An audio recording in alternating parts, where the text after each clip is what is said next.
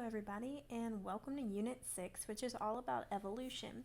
So we're going to start off the evolution with the idea of natural selection. And so to start with, we need to kind of talk about what evolution is in general and its basic definition. So evolution is the process of biological change in populations over time that makes descendants genetically different from their ancestors. So it's any change in a population over time due to differences in their genetics over time. There's two kind of subcategories of evolution, and that's going to be microevolution and macroevolution. So if you think back to our prefixes, micro means small and macro means large. So microevolution is evolution occurring on a small scale affecting a single population. Whereas macroevolution is evolution on a larger scale that's going to affect an entire species across multiple populations, so not just a group in one specific area.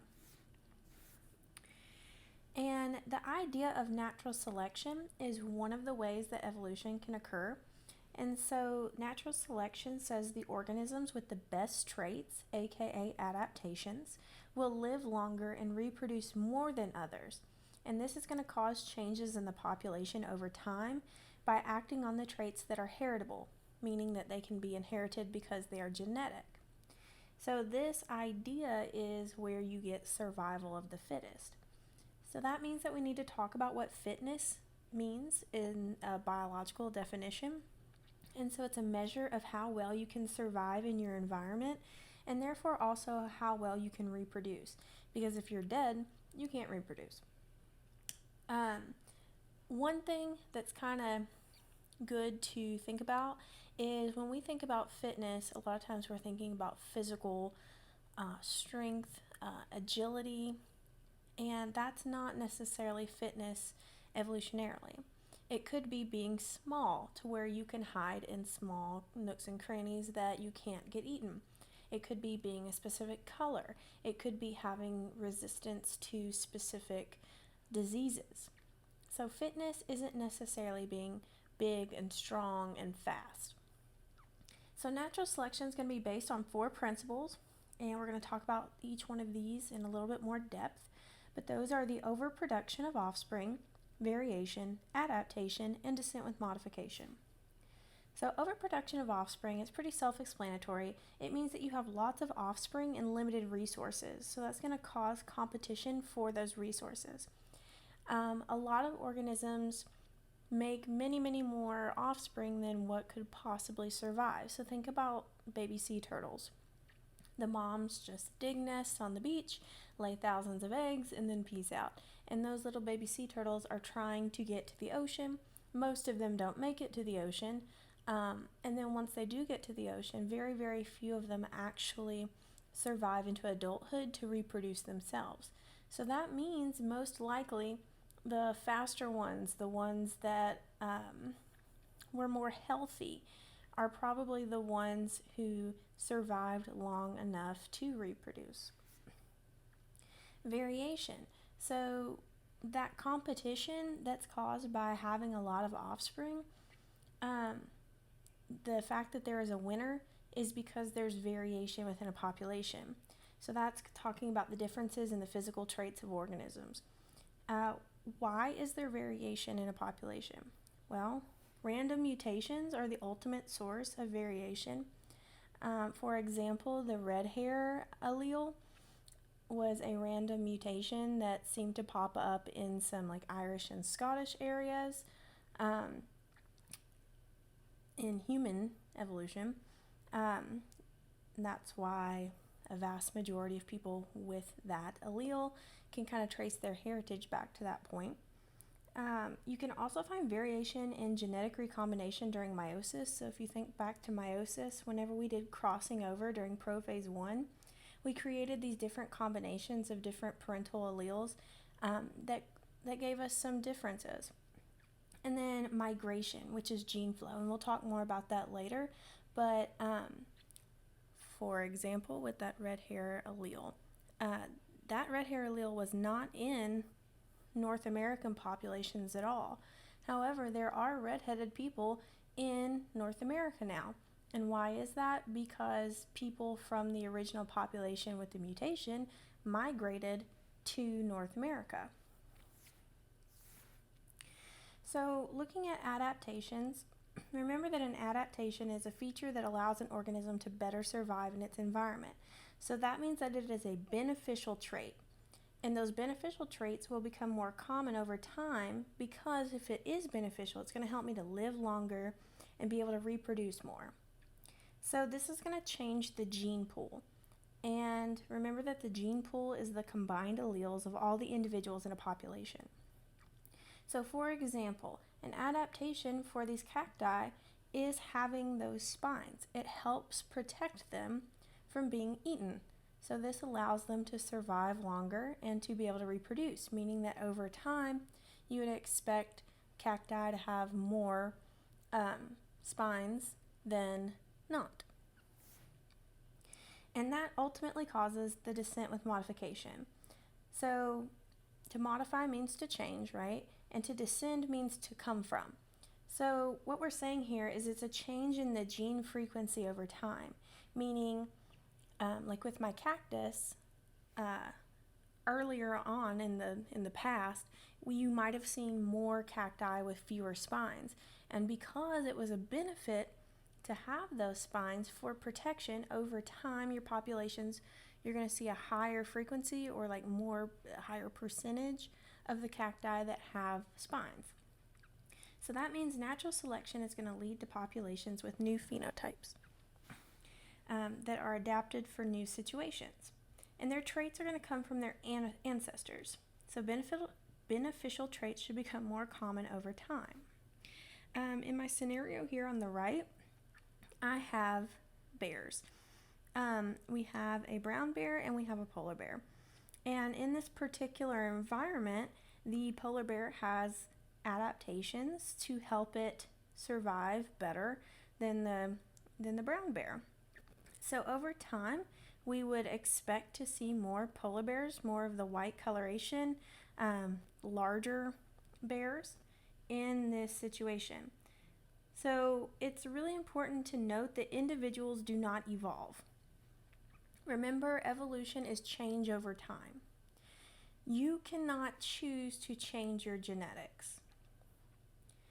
So that means that if you are a brown bear, you can't choose to be white to blend in with the snow and ice.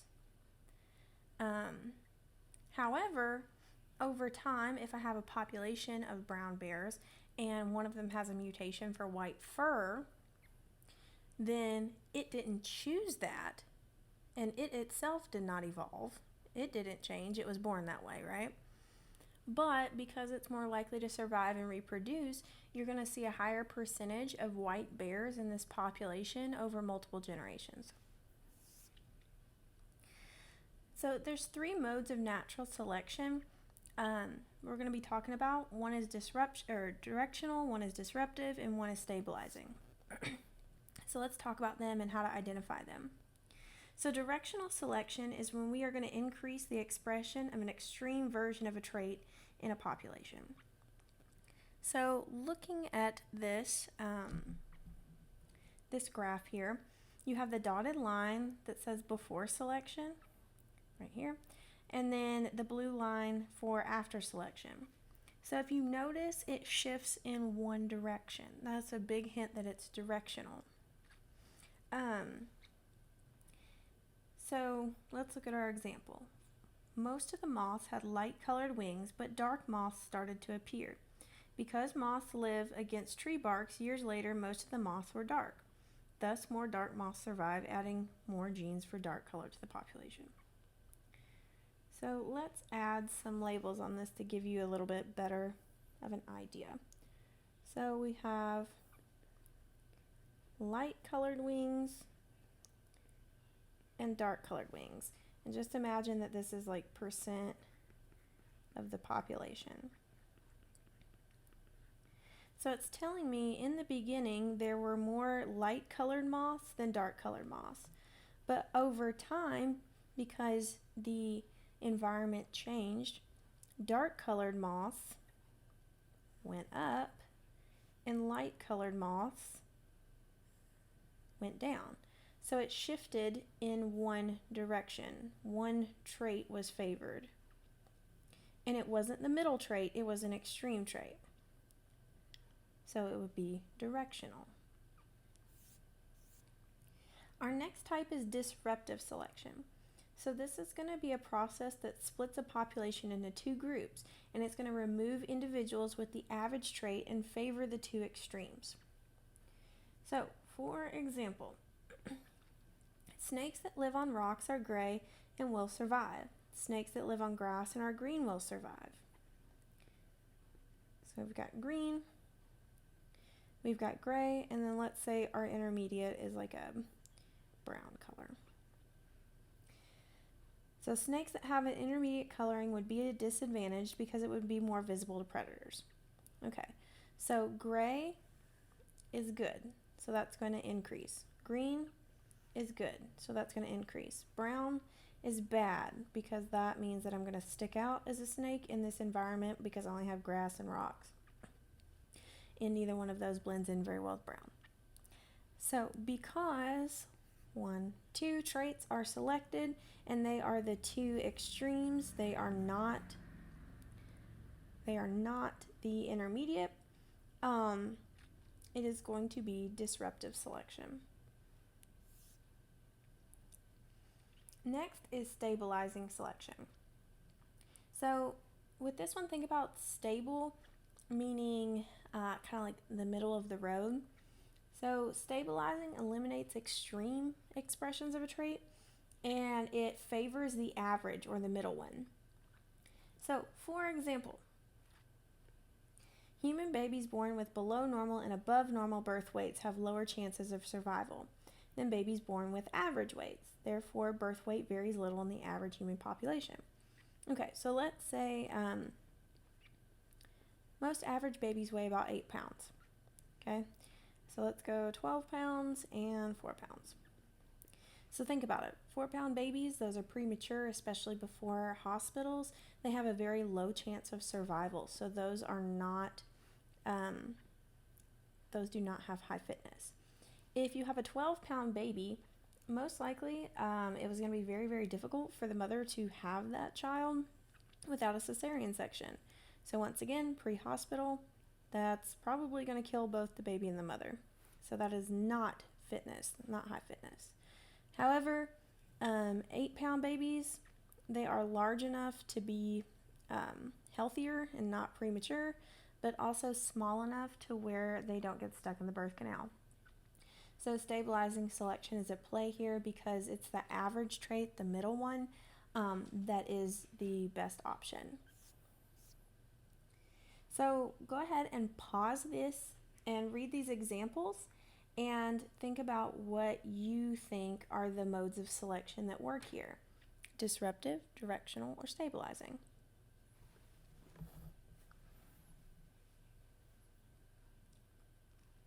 Okay. So 2 different colorations of a species of beetles are distasteful to birds. That's giving me a hint that this is probably disruptive. Okay, next one. Brightly colored fish mate more frequently than neutral colored fish of the same species. So I know that this either has to be disruptive or directional because neutral would be my intermediate, so it's not that one. I'm going to say that maybe it's like a scale of bright to dark color. So this would be a single direction. So this would be directional.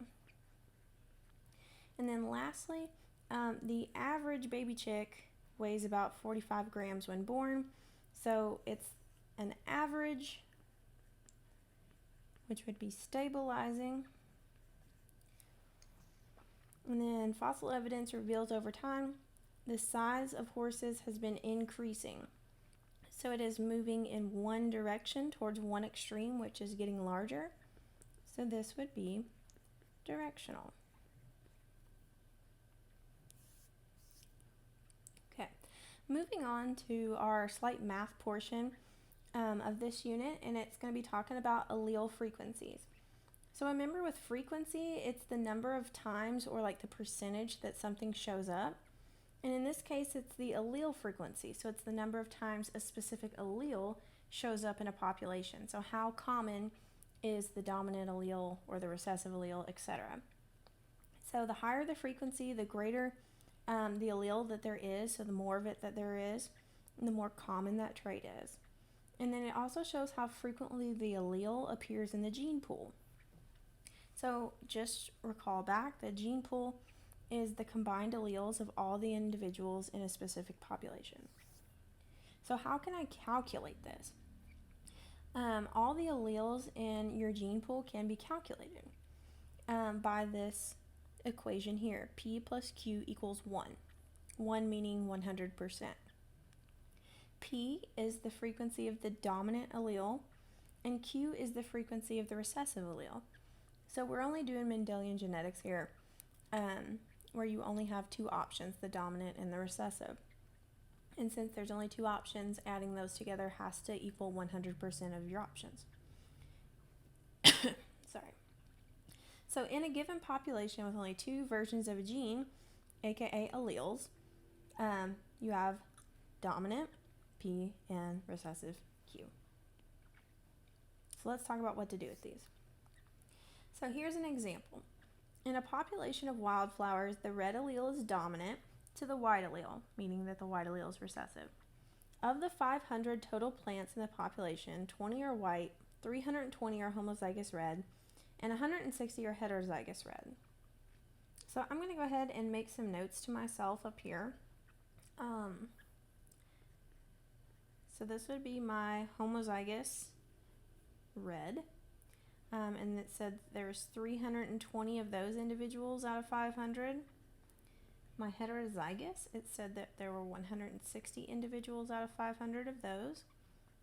And then my white, it said that there were 20 out of 500 of those. So I'm just making these notes to myself to help me with this. Okay, so the first question, how many total alleles for flower color are there in this population? Well, it said that there's 500 total plants, right? And if you remember, each organism has how many alleles per gene? 2, right?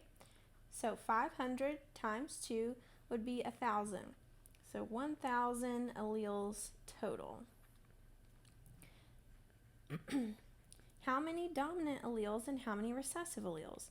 So here, I need to figure this out. How out of 1,000 alleles, how many are dominant and how many are recessive? So let's look up at these and figure that out. So with the homozygous dominant, I know that there's 320 of this dominant and 320 of this dominant, but is that the only dominant allele in my gene pool here? No, there's this one. Since 160 individuals have that there, we know that our dominant allele is going to be 320 plus 320 plus 160. Okay, then we can do the same for the recessive allele. So let's look for recessive alleles. You've got this one, so 160 plus 20 plus 20. So I do my math, and that gives me 200 recessive alleles and 800 dominant alleles.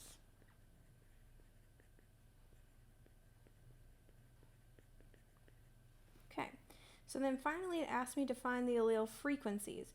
So whenever I'm talking about frequencies, I'm talking about percents or decimal form.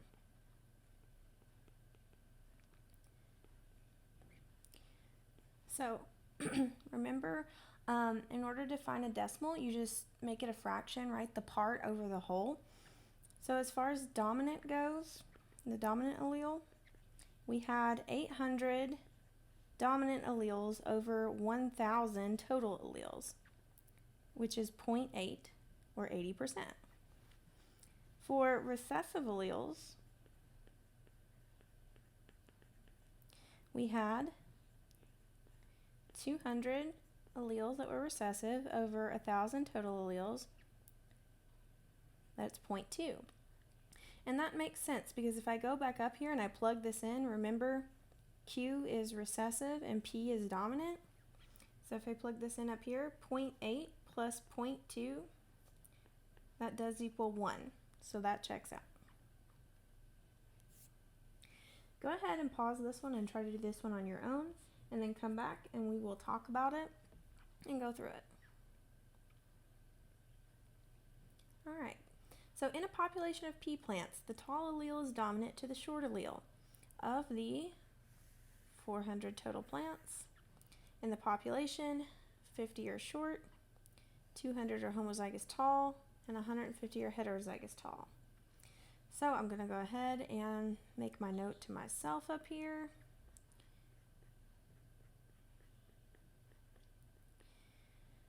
That 200 out of 400 are homozygous tall, 150 out of 400 are heterozygous, and then 50 out of 400 are short. Okay, so how many total alleles for plant height are in this population? There's 400 plants, so 400 plants. Each plant has 2 alleles per plant, equals 800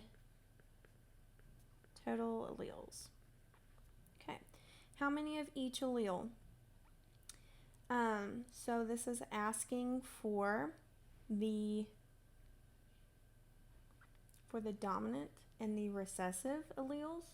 So I come back up here, and dominant alleles is going to be 200 plus 200 plus 150. That is going to give me 550 alleles. So 550 dominant alleles. Okay, and then for recessive, that is going to be 50 alleles plus 50 alleles plus 150 alleles, which is going to give me 250 alleles. So remember how I did that is, here's the dominant allele, there's 200 of them. Here's another dominant allele, there's 200 of them. Here's a dominant allele, there's 150 of them. And then I do the same for the recessive. Okay, so then find the allele frequencies. This is where I'm finding the percentage. I can leave it in the decimal form.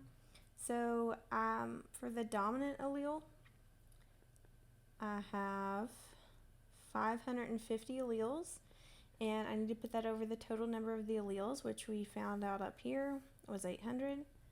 So 550 divided by 800 is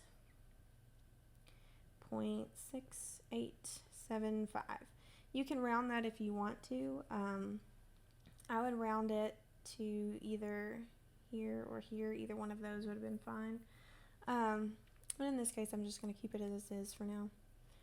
And then recessive alleles is going to be 250 divided by 800, which is going to give me 0.3125.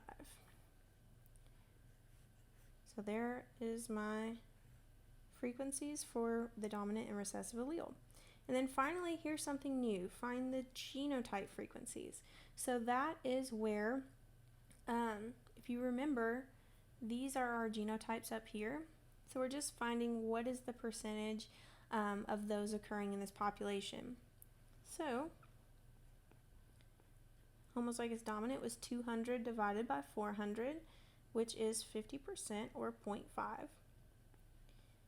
Heterozygous was 150 divided by 400, which is 0.375. And then you have my homozygous recessive, which was 50 out of 400, which is 0.125. All right, moving on. So, mechanisms of microevolution. How does microevolution happen in a population? Well, we have 5 different things that can cause microevolution in a population. So, you've got mutations, you have natural selection, genetic drift, gene flow, which is also known as migration, and then non-random mating, meaning that there's sexual selection. And remember, microevolution is evolution on a small scale. Think micro. It affects a single population at a time. So starting off with mutations. Remember back to our genetics unit, mutations are any change in a DNA sequence.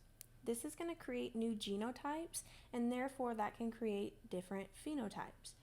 And this is also changing the allele frequency in a population. So this is going to impact how common an allele is in the gene pool.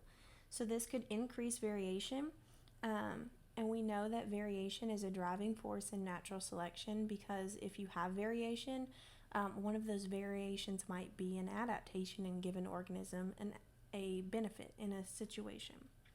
Mutations, a lot of times when we hear mutations, we think harmful, but that's not always true. They can be beneficial, or they can be neutral, like it doesn't really impact your survival whatsoever. Then you have natural selection. So we've talked about this quite a bit already. So natural selection is the idea that organisms are more fit for their environment, they're going to survive more often and reproduce more offspring. So those beneficial traits, those adaptations, are going to become more common over time. So we've talked about the peppered moth and the fact that the original population was a lighter color, and that blended in with the lighter color birch bark. However, during the Industrial Revolution, you had a lot of coal being burned in factories, and that was before we had technology like scrubbers. And so all of this soot and this dirt was getting stuck onto the bark of the trees, and it was making the trees very dark. Well, these light-colored moths started sticking out like sore thumbs, and they were very, very easy to pick off for birds and other predators of the moth. And that left behind the few that were dark, because the darker-colored moths could blend in the soot and be eaten less often. So their populations increased over time, while the white population decreased over time. So with genetic drift, this is the random change in frequency of alleles in a population over time. Key word here meaning random. And why this is important is because rare alleles in a population will decrease in frequency while the others increase. So if only 2% of the population has this specific rare mutation, and if just by happenstance 50% of the population dies, the likelihood that those 2% with the mutations happen to be in the 50% that died are very high. And so a lot of times this is going to result in a loss of genetic variation. So this is seen much more in smaller populations, because if you're in a smaller population, you as an individual make up a bigger percentage of that population.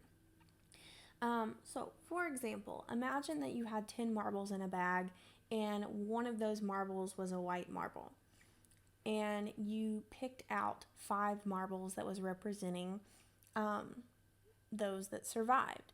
The likelihood of you picking out the white marble is a lot lower than you not picking out the white marble. And if you didn't pick out the white marble, then you've lost those alleles. You've lost that genetic diversity in that population. So that's what genetic drift is talking about. Then you have gene flow. So gene flow is going to be the movement of genes in or out of a population, and this is due to migration.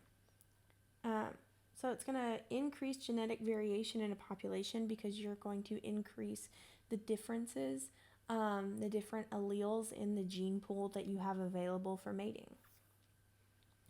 So then you have sexual selection, and this is also known as non-random mating. It's not just closing your eyes and choosing somebody random to have offspring with. It's selecting specific traits that are not necessarily good for survival fitness, but without them you can't pass on your genes because you cannot reproduce. So for example, I've got a couple examples here.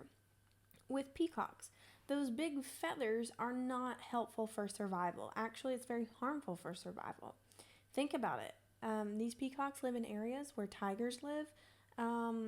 It's not very good camouflage. So why do the female peacocks don't have those feathers? So why do the males? Because it is a display for females, and females only choose males to mate with that have those large tail feathers. With male lions having a mane. If you've ever noticed, male lions have a mane, female lions don't. Think about where lions live. It's super hot, not a lot of water. Having extra fur is not beneficial for you because it's going to make you more hot. So why do male lions have a mane? Because female lions tend to choose males to mate with that have larger manes and darker manes. Okay, so moving on. Genetic equilibrium, also known as Hardy-Weinberg equilibrium. So this is when we are saying that there are no changes to the allele frequency in a population over time. So this is a hypothetical situation in which there is no evolution occurring in a population. These guys, Hardy and Weinberg, were like, what would it take in order for a population to stop evolving? And they came up with these 5 things. They said the population had to be large.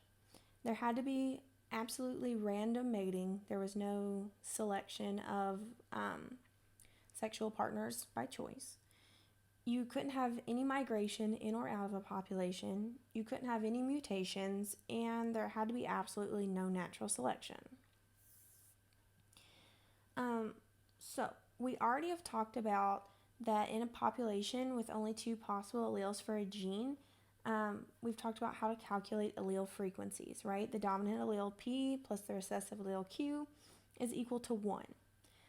But we can also look at each one of the genotypes, because when a population is in Hardy-Weinberg equilibrium, that's what HWE stands for here, we can use an additional equation to calculate the frequency of genotypes. So remember, genotypes are the specific allele combinations: homozygous dominant, heterozygous, homozygous recessive in the population.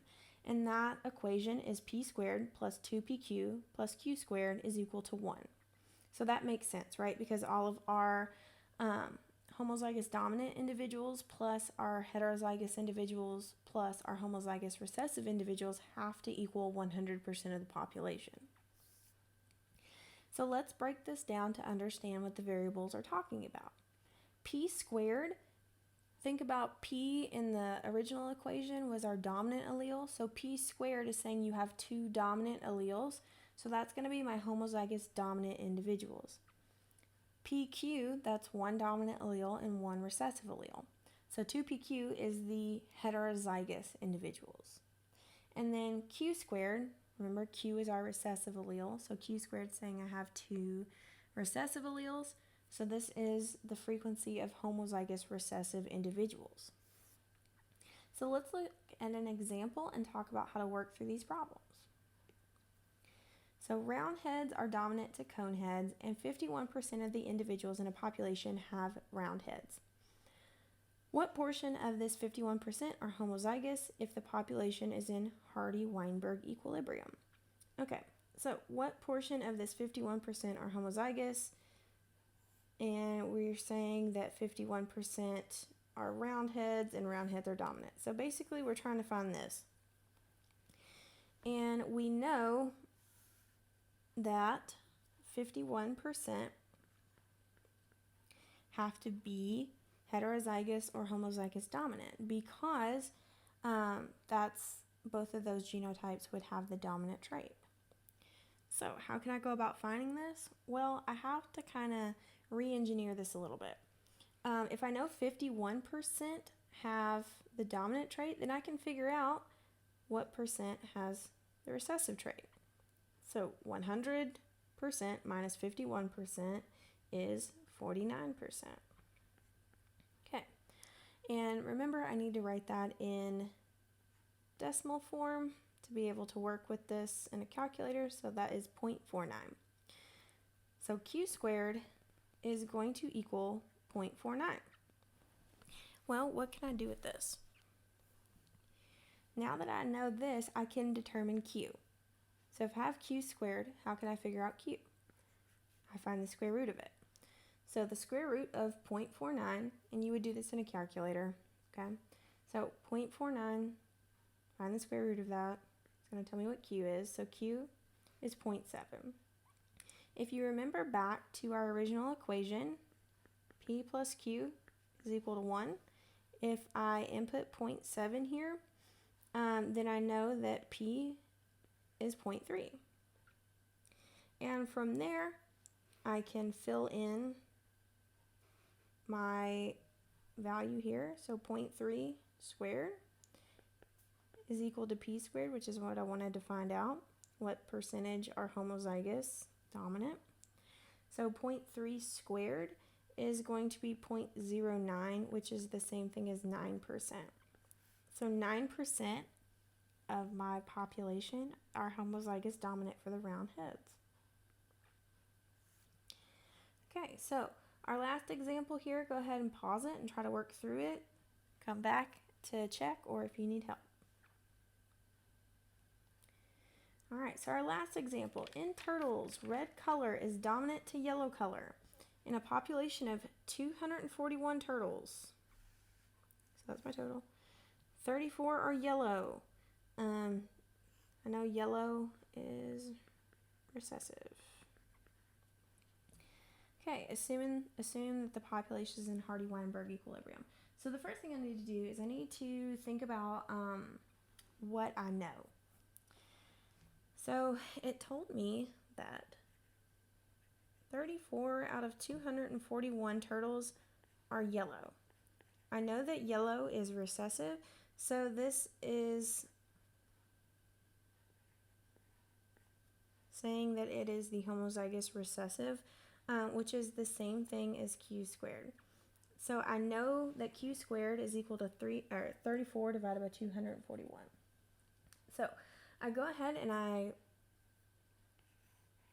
divide 34 by 241, and that tells me that 0.14 is my Q squared value.